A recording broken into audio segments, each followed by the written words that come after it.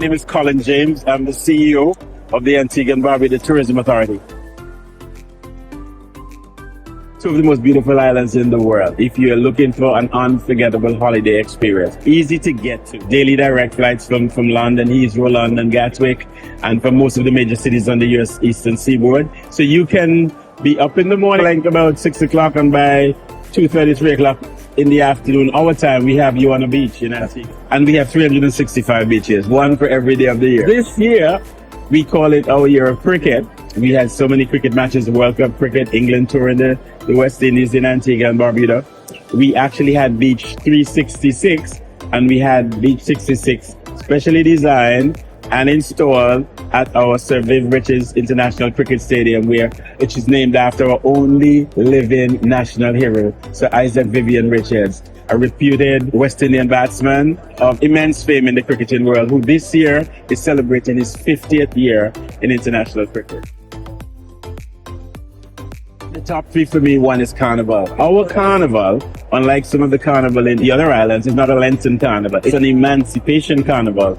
On the first Monday and Tuesday in August, it climaxes. That's our Emancipation Day. That's when we celebrate our freedom as a people. So you can revel in our culture, the mass, the pageantry, and everything that's culturally rich about Antigua and Barbuda's heritage. Music, food, everything. It all comes together in a big street parade on Carnival. The other time that's important to visit is if you're into water sports, sailing, yachting, going around the island, you're on a catamaran or you are kite surfing, windsurfing, you can all do that in Antigua. We have the lovely trade winds, which blow constantly.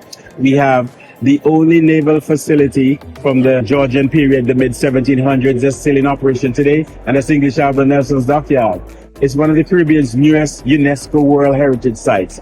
And next year, the dockyard will be celebrating 300 years of being in existence and being operational. And so we're proud to celebrate that. And now we've introduced Restaurant Week for the foodies. So in May next year as well, we're hosting Restaurant Week, which is now morphed into 2 weeks. So you can have so much fun, so much food.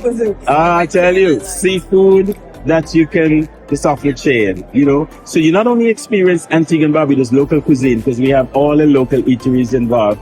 We have all our major restaurants on island offering prefix menus, so you can go out and for like 50 US, you can have a 3-course fine dining meal, which really has worked wonders for our product. We have a food passport that we give you, that you get stamped at every restaurant that you eat at during Restaurant Week, and you have the opportunity to go out, win a return trip to Antigua, or just win a special prize from the Tourism Authority. This month, November, we also have art where we will be displaying the creative art of Antigua and Barbuda. I'm sure you've been on stand and you've seen a famous Antiguan artist, Guava, who just is remarkable. He's right now painting a photograph of Sir Viv Richards, and it's just unbelievable. You captured some of that. So we are celebrating what's rich about our heritage, about our people, the different aspects of why people can visit at different times of the year. But it's always a good time to visit Antigua and Barbuda. Whether you're coming for Carnival, whether you're coming for Sailing Week, Art Week, Restaurant Week, it's always a good time to be there. And so we look forward to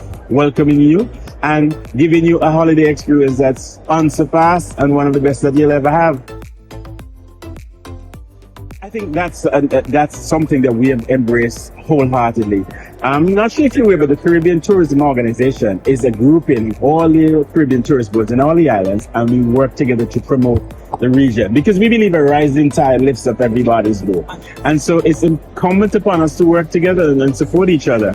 And so we have opportunities where, as we are developing new airlift, give you an example, British Airways this year announced for the first time a flight that goes London, Antigua, then onward to Aruba in the Dutch West Indies, in the ABC Islands. And so we now have a direct service from Antigua to Aruba. So it opens up opportunity for you to come down from London, you spend a week in Antigua, then you can hop on to Aruba and have another week, and you can see 2 different islands. One has Dutch heritage, one has English, and really experience the rich culture of the Caribbean. Similarly, we have airlift now with Sunrise coming out of Antigua into the French West Indies, which traditionally had been difficult to get to. So again, you can experience a French experience and an English experience. And having strong connectivity between the islands, which is one of the challenges we had post-pandemic in restoring that lift has now come back strong, and we again been able to hop over to Jamaica from Antigua on Caribbean Airlines, being able to hop to the BVI into Caribbean Airlines, and really having that diverse experience, I think really works well for us, and it's something that we actively pursue because I think the modern traveler is looking for an experiential holiday. Yes, like never before. One of the things that Caribbean people travel for, actually two things. They travel to visit friends and family. There's always been that strong integration. For example, in Antigua, you have a large Jamaican, Guyanese, Dominican community. So people travel back and forth between the islands. So that helps to bring the unity of the region together.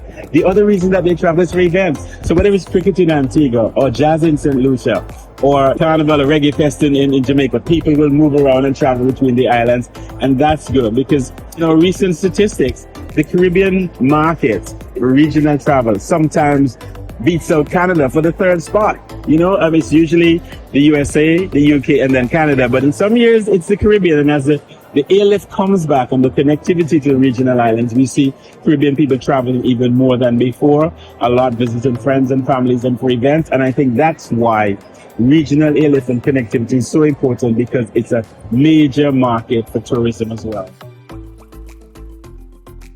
Your first drink is, I would say, like a rum punch, making sure you get the Antiguan rum. It's good to try the English Harbour rum. It's indigenous to Antigua. It's very special.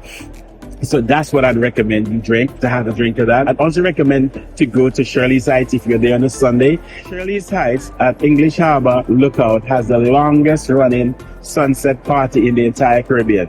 That's going on decades now that's been happening, and catching that sunset from that lookout position is just remarkable, and a lot of people go just for that. I think we're leading the pack in the region, and more so in Antigua and Barbuda. I'm not sure if you're aware, but we were the first country in the Western Hemisphere to completely ban single-use plastic bags. So when you go to the supermarket, you have to take your reusable jute bag. They don't give plastic bags. And when we introduced that several years ago, everybody thought, it would be up in arms and they'd be pushed back. No, because the supermarket chains realized giving you a plastic bag that you dispose was a cost. If you stop giving them, you save money, and at the same time, you save the environment. It was an education process, but once we did that, people realized the need to do that and to be responsible with the environment. Plastics invariably end up in the ocean. We live on an island. Our seas, our beaches, our shorelines are what we make our living from. So it's incumbent upon us to make sure that we protect it and preserve it for future generations. The other thing that we have done is ban styrofoam. We have had reef restoration projects.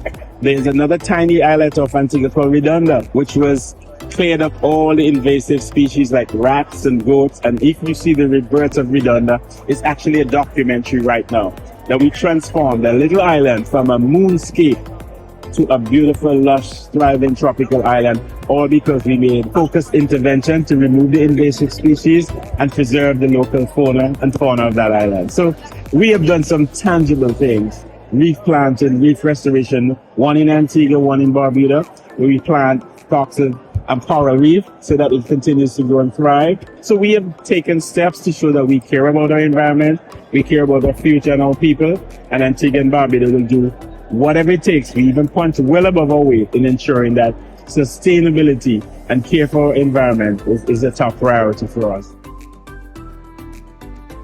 One Caribbean means to me that we are all the same people. We are only a boat stop separating us. You can literally jump on the boat and go to the island. And when our ancestors came here, they dropped some in one island, they dropped some in. So we are one. We've always been one people. And I think in recent times, the melting pot that the Caribbean has become with different races and cultures living in harmony with each other is a testimony to what's positive about us as a people, and it could be a roadmap for other people replicating in other areas of the world where there's so much conflict. We have never had that type of discourse against each other as different nationalities and different islands, and we embrace the oneness of the Caribbean, we embrace the oneness of the sea that connects us, and the common heritage and history that we have. And so One Caribbean means a lot to me.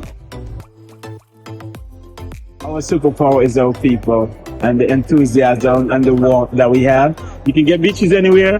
You can go to the desert if you want hot sunshine. Yeah, but there's nowhere else on this planet that you can find people as warm, as friendly, as engaging, and as welcoming as Caribbean people. Antigua and Barbuda, one Caribbean, many unique experiences.